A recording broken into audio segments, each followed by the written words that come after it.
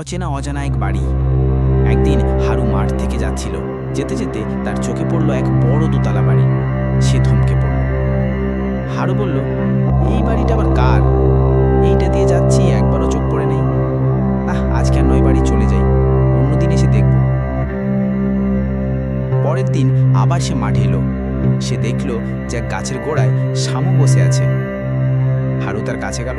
শামু বলল, কিরে হারু, কোথায় যাচ্ছ? হারু বলল, না, এই মাঠের দিকে আসছিলাম। কালকে যাওয়ার সময় চোখে পড়লো ওই পশ্চিম দিকে এক পুরনো বাড়ি রয়েছে, তাই ওইটা দেখতে যাচ্ছিলাম। শামু বলল, ওই কোন দিকে আছে, চল তো একবার দেখে আসি।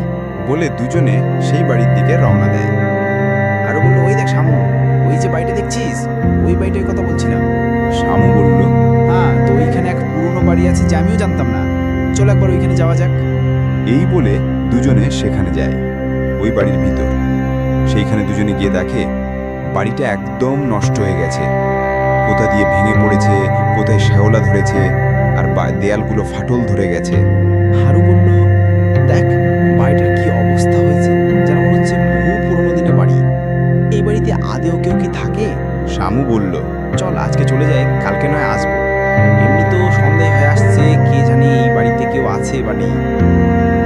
বলে দুজনে বাড়ির বাইরের দিকে রওনা দেয়। হারু বলল, চল কালকে নয়, সকাল সকাল এসে দেখা যাক এই বাড়িতে কি আছে। আজকে নয়, বাড়ি চলে যাই। ঢর শামু আর হারু মিলে দুজনে বাড়ি চলে যায়।